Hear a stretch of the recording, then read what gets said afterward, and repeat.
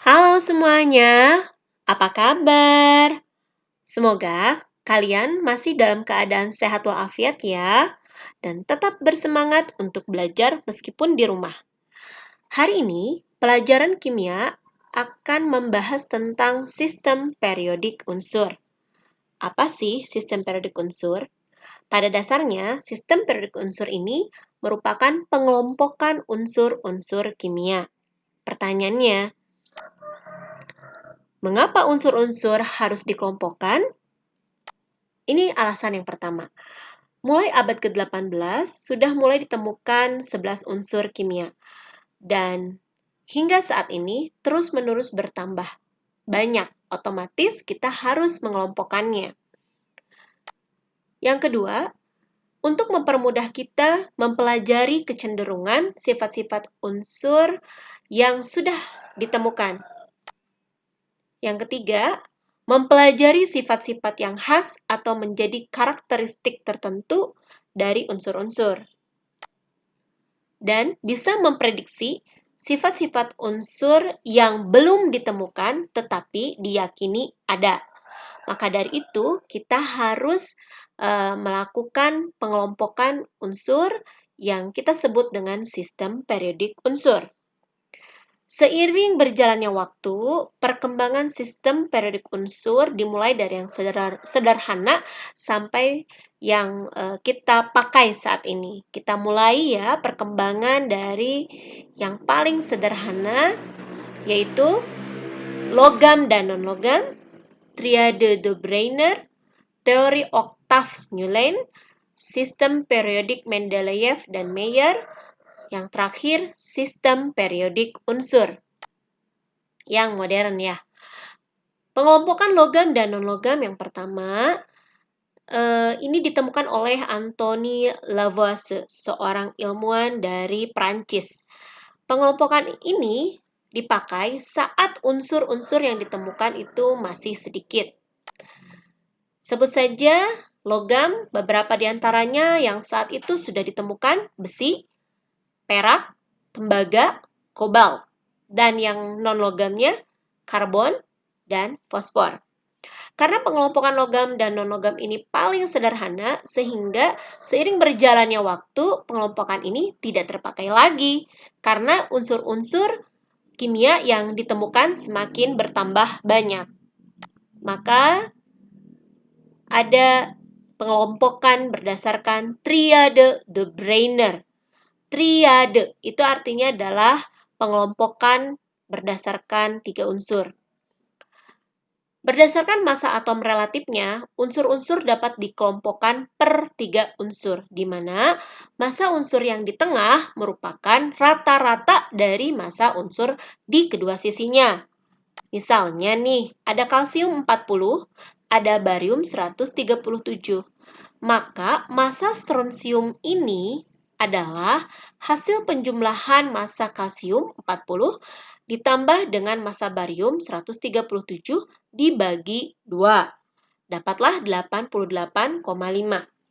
Maka 88,5 ini dijadikan massa unsur untuk yang di tengah, artinya massa atom unsur strontium. Tetapi seiring berkembangnya waktu, unsur-unsur makin banyak, sehingga triade de Brenner ini tumbang dengan sendirinya. Banyaknya unsur-unsur yang memiliki kemiripan, seperti misalnya fluor mirip dengan unsur klor, brom, dan iod. Padahal itu kan lebih dari 3, otomatis tumbang. Ya. Kemudian berikutnya masuk ke yang lebih modern, yaitu pengelompokan oktav Newland. Pengelompokan oktav ini disampaikan oleh John Alexander Reina Newland. Dia seorang ilmuwan pada tahun 1864 yang mengelompokkan unsur-unsur berdasarkan kenaikan massa atom. Newland ini berkata bahwa jika unsur-unsur disusun berdasarkan kenaikan massa atomnya, maka sifat unsur tersebut akan berulang pada unsur ke-8. Ibu jelaskan begini. Ibu punya hidrogen, litium, berilium, boron, karbon, nitrogen, oksigen. Itu diberi nomor 1, 2, 3, 4, 5, 6, 7. Kemudian ada fluor. Fluor ini adalah unsur ke-8. Maka sifat fluor ini akan sama dengan sifat H. Jadi sifat akan berulang pada unsur pertama akan berulang pada unsur yang ke-8. Kemudian natrium ini nomor 9, maka sifatnya akan mirip atau sama dengan litium. Kemudian magnesium akan sama dengan berilium. Aluminium akan sama dengan boron. Silikon akan sama dengan karbon. Begitu seterusnya anak-anakku. Tetapi kelemahan hukum Octave-Newland ini hanya berlaku pada unsur-unsur yang ringan dengan massa atom yang rendah. Otomatis, hukum Octave-Newland ini dia runtuh dengan sendirinya. Kemudian, masuk kita pada pengelompokan berikutnya, yaitu pengelompokan menurut Dmitri Ivanovich Mendeleev. Bagus ya namanya.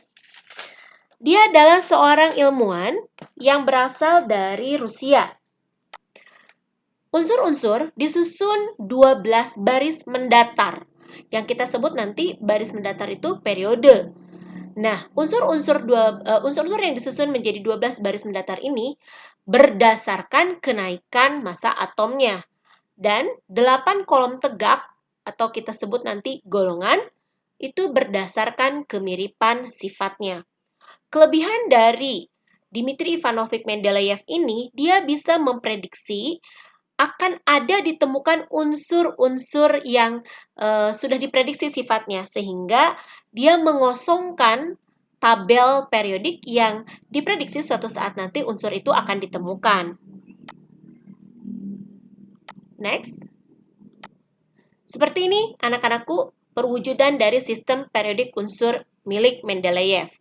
Di sini ada 12 periode ya. Periode bacanya mendatar, artinya dari kiri ke kanan. Ya, ada 12. Kemudian di sini ada 8 golongan. Golongan bacanya dari atas ke bawah. Kemudian di sini ada banyak tempat-tempat kosong.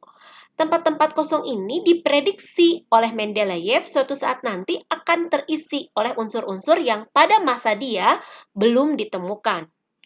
Kemudian, ada kelemahan dari sistem periodik unsur Mendeleev ini. Pertama, bahwa panjang baris ini tidak sama, dan Mendeleev tidak bisa menjelaskan alasannya. Yang kedua, penempatan unsur tidak sesuai dengan kenaikan massa atom relatifnya dalam satu golongan.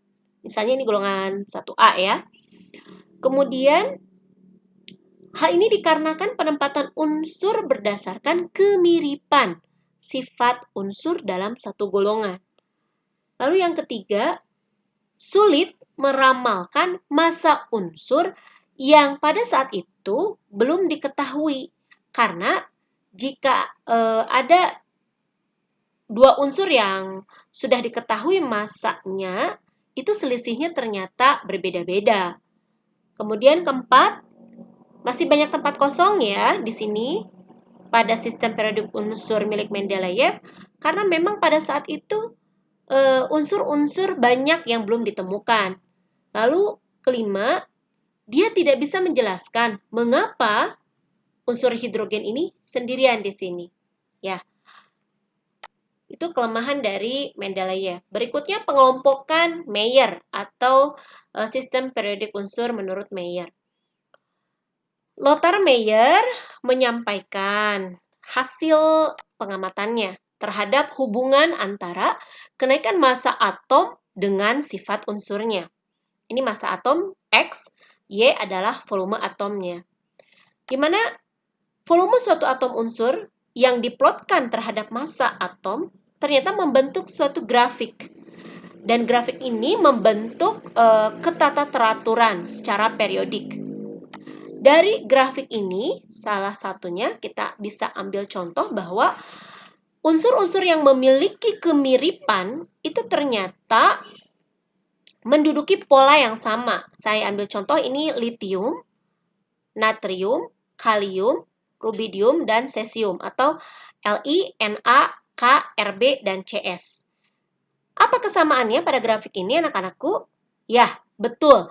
Ini sama-sama menempati puncak dari kurva atau grafiknya sehingga litium, natrium, kalium, rubidium, dan cesium oleh Lothar Meyer dikelompokkan menjadi satu golongan yang sama. Tetapi seiring berjalannya waktu, ternyata ini pun ada kelemahannya. Karena banyak unsur-unsur yang sifatnya ternyata tidak sesuai dalam satu golongan. Lalu kita kenal berikutnya yang paling sempurna sampai detik ini kita pakai yaitu sistem periodik modern. Disampaikan atau disusun oleh Henry Moseley, ilmuwan Inggris. Si Moseley ini membuat sistem periodik modern menyempurnakan klasifikasi atau pengelompokan unsur menurut Mendeleev. Dia menyampaikan bahwa unsur-unsur dalam satu periode itu kiri ke kanan, bacanya mendatar, disusun berdasarkan kenaikan nomor atom. Jadi bukan massa atom ya, seperti yang sebelum-sebelumnya, melainkan ini adalah nomor atom.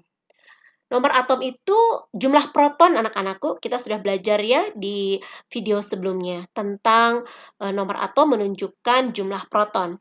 Kemudian, unsur-unsur yang terletak dalam satu golongan itu disusun berdasarkan kemiripan sifat fisika dan sifat kimianya. Hadirlah tampilannya seperti yang kita kenal saat ini. Tabel periodik modern terdiri dari periode, bacanya dari kiri ke kanan ya. Misalnya periode 1. Periode 1 itu hanya diduduki oleh hidrogen dan helium, hanya 2 unsur saja. Lalu periode kedua mulainya dari Li, Be, lalu nyebrang ke B, C, N, O, F, Ne. Periode ketiga Na, Mg, Al, Si, P, S, Cl, Ar, dan seterusnya. Sedangkan golongan bacanya dari atas ke bawah. H, Li, Na, K, Rb, Cs, Fr. Ini kita sebut satu golongan. Nah, ada golongan A atau golongan utama ada 8. Mulainya dari sini anak-anakku. 1A, Hai, Li, Na, K, Rb, Cs, Fr. Ini 1A. 2A mulainya dari Be, Mg, Ca, dan seterusnya. Lalu ada 3A, B, Al, Ga, In, Tl, dan seterusnya. Lalu ini C, 4A, N5A, O6A, F7A, dan helium itu 8A. Selebihnya anak-anakku yang ini yang pendek, tabelnya pendek, ini kita sebut dengan golongan B atau transisi. Jadi golongan A ada 8 atau golongan utama ada 8 dan golongan B atau transisi juga ada 8. Lalu apa ini lantanida dan aktinida? Lantanida ini sebenarnya bagian dari transisi. Aktinida juga sama. Letaknya posisinya lantanida di sini, anak-anakku di bawah yttrium. Kemudian ada di bawah lantanida itu aktinida. Ini semuanya kelompok unsur ada 10 masing-masing anggotanya. Kemudian, dalam sistem periodik unsur sebenarnya ada golongan, ada periode. Dan golongan dan periode ini dapat kita tentukan melalui konfigurasi elektron. Kuncinya, kalian harus bisa terlebih dahulu konfigurasi elektron berdasarkan subkulit. Yang mana sih berdasarkan subkulit? Yang memenuhi 3 aturan, yaitu Aufbau, aturan Hund, dan Pauli. Kemudian, periode ditentukan dari apa? Dari nomor kulit yang terluar. Kemudian golongan ditentukan dari apa? Dari jumlah elektron valensinya. Sehingga, kita bisa memiliki kesimpulan ciri khas elektron valensi menurut golongannya. Untuk golongan utama atau A, kita bisa urut ya, mudah sekali mengurutnya. 1A ujungnya S1N. S1N ini adalah nomor kulit terakhir. 2A NS2, 3A ini NS2, NP1. Kalau dijumlahkan nih, 2 tambah 1 jadi 3. 4 berarti 2 tambah 2 jadi 4. 2 tambah 3 jadi 5, dan seterusnya. Ini ketata teraturan pada golongan A atau golongan utama. Berikutnya ada golongan transisi atau golongan B. Nah, ini yang memang agak sedikit sulit ya, tapi nanti kita akan bahas pada contoh soal. Kita langsung saja ya pada contoh soal berikut ini. Contoh soal yang pertama, tentukan golongan dan periode dari 15P, 25MN, 56BA, dan 29CU. Untuk menjawab keempat soal ini, Ibu akan menggunakan cara yang berbeda-beda supaya kalian bisa memilih nanti bagian cara yang mana yang paling mudah. Untuk yang pertama, nomor 1 dulu, yaitu 15P. Anak-anakku, apabila nomor atomnya kurang dari 20, bisa kalian menggunakan konfigurasi elektron berdasarkan kulit yang sederhana, yaitu kulit pertama diisi 2, kulit kedua diisi dengan 8, 2 ditambah 8, 10 ya, sisa 5. Maka 5 kita terapkan di kulit yang ketiga. Sehingga 5 ini adalah elektron valensi. Nah, elektron valensi ini menunjukkan golongan. Sehingga P ini adalah golongan anggota dari golongan 5. 5 apa? 5A. Karena kalau 5 golongan untuk yang B itu harus menggunakan konfigurasi elektron berdasarkan subkulit. Kemudian ini 15P ada berapa kulit? Kulit K, kulit L, dan kulit M. Artinya ada 3 kulit yang terisi, ya. Berarti jumlah kulit, maka ini akan menunjukkan periode. Periode berapakah P? Maka lihat jumlah kulitnya, berarti 3. Maka 15P terletak pada golongan 5A periode 3. Ini untuk soal nomor 1. Soal nomor 2. Ada 25MN. 25MN ini kita buat konfigurasi elektronnya berdasarkan subkulit. Mengapa? Karena nomor atomnya lebih dari 20. Berarti kita harus menggunakan aturan ini, Aufbau. Mulailah dari orbital yang paling rendah, yaitu 1s. 1s, ingat S maksimumnya 2. Penulisan 2 itu seperti bilangan pangkat. Setelah 1s berarti pindah ke 2s. 2s, 2, kemudian dari 2s tidak ada, berarti kita masuk ke 2p. Berarti di sini 2p 6, maksimalkan 6. 2 tambah 2 tambah 6, baru 10 nih yang kita terapkan. Berarti dari 3p masuk ke 3s. 3s2. 3s2 habis, padahal elektron masih banyak yang belum kita tempatkan. Maka kita masuk ke 3p. 3p6. Kemudian dari 3p masuk ke 4s. 4s2. Kita hitung ini sudah berapa? 2, 2, 6, 10. 2, 6, 2, 10. Jumlahkan jadi 20. Sisanya ada 5. Karena ini 4S sudah tidak ada lagi tempat, berarti masuk ke 3D. Masuk ke sini 3D. Sisanya berapa? 5 ya. Sehingga kita peroleh konfigurasi elektronnya adalah ini. Lalu kalian harus lihat dua bagian yang terakhir atau kulit yang terakhir ini ada 4 S2, 3, D5.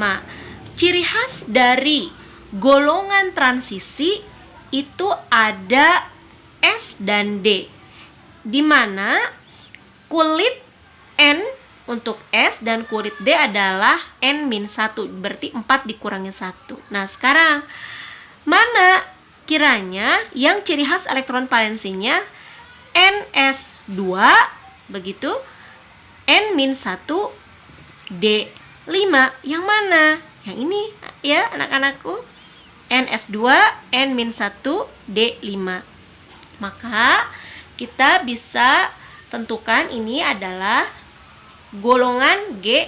Golongannya tinggal 5 tambah 2 berarti 7. 1, 2 ya, ini maaf 7B. Kemudian lalu periodenya diambil dari mana? Kalau tadi kan golongan diambil dari ini ya, tinggal dijumlahkan. Kemudian yang periodenya dari mana? Lihat kulit paling akhir. Kulit paling akhir berarti nomornya paling besar. Ini nomor 1, 2, 2, 3, 3, 4, 3. Berarti yang paling besar yang mana? 4. Maka 4 ini adalah periode untuk 25 Mn, yaitu periode 4. Jadi Mn terletak pada golongan 7B periode 4, begitu. Kemudian yang nomor 3 ada 56 BA. 56 BA. Kalau kita menggunakan cara konfigurasi elektron sama seperti nomor 2 itu akan terlalu panjang. Maka kita gunakan untuk konfigurasi elektron dengan disederhanakan. Ingat 56. 56 ini lebih mendekati golongan 8A yang mana? 2He, 10Ne, 18Ar, 36Kr, atau 54Xe. Yang mendekati BA tapi tidak lebih dari 56 BA. Berarti ini ya Xe. Maka Xe ini sudah mewakili elektron sebanyak 54. Lalu Xe54 ini terdapat pada periode 5. Berarti 56 sudah tidak ada di periode 5, adanya di periode ke-6. Berarti di sini adalah 6S. Langsung saja S ya, diawalinya pasti selalu S. 6S supaya jadi 56, maka 54 ini ditambahkan elektronnya 2. Otomatis ini menjadi elektron valensi atau elektron terluar. Ingat nomor kulit ya, ini nomor kulit namanya. Ini juga 4 nomor kulit. Nomor kulit paling akhir, maka ini menunjukkan periode. Berarti periodenya adalah periode ke-6. Sementara 2 ini adalah golongan. Golongan S2 golongan berapa? 2A. Lihat. NS2 golongan 2A. Terakhir nomor 4 adalah 29Cu. Kita menggunakan konfigurasi elektron yang sudah disederhanakan. 29 dekat kemana? He, Ne, Ar, atau Kr? Dekat tapi tidak melebihi dari 29, berarti jatuh pilihan kita ke Ar. Maka 18Ar ini mewakili 18 konfigurasi 18 elektron milik Cu. Ar ada di periode ketiga, berarti 29 adanya di keempat. Maka di sini 4S begitu. S maksimumnya berapa? 2. 2 tambah 18 sudah 20 ya. Supaya jadi 9, maka dari 4S ini kemana nih? Pada aturan Aufbau, ke sini 3D. 3D. D-nya 9. Nah, anak-anakku, konfigurasi elektron untuk 29Cu ini kurang tepat karena ini tidak stabil. Maka kita buat konfigurasi elektron ini stabil. Stabilnya bagaimana? 18Ar 4S. Nah, ingat maksimum S memang 2, stabil. Tapi kalaupun kita buat dia jadi setengah, tetap dia stabil. Maka setengahnya dari 2 adalah 1. Lalu 3D kita buat supaya full, kulitnya terisi penuhnya adalah 10. Jadi 4S1 3D10. Kalau dijumlahkan tetap harganya 29. Nah, yang kita perhatikan adalah konfigurasi elektronnya. Ini yang paling mudah, nomor kulit dulu. Nomor kulit ini menunjukkan periode. Periode berapakah? Maka ini periode, nah ini periode 4 ya. Lalu sekarang dilihat dari komposisi elektronnya, ini golongan berapa? Maka kalian boleh lihat terlebih dahulu di tabel yang polanya NS1, D-nya 10. Berarti ini ya, antara ini dengan ini. Pilih yang S-nya 1, berarti ini. NS1, N-1, D10. N-nya 4, N-1-nya 3. Jadi ini golongan 1B. Nah, anak-anakku, Ibu sudah tuliskan di sini untuk mengingatkan ulang tentang aturan Aufbau, cara membacanya juga. Kemudian ini golongan 8A untuk menyederhanakan konfigurasi elektron. Dan ini tidak kalah pentingnya, kalian harus hafal sebenarnya ciri khas elektron valensi setiap golongan. Untuk golongan A mudah sekali.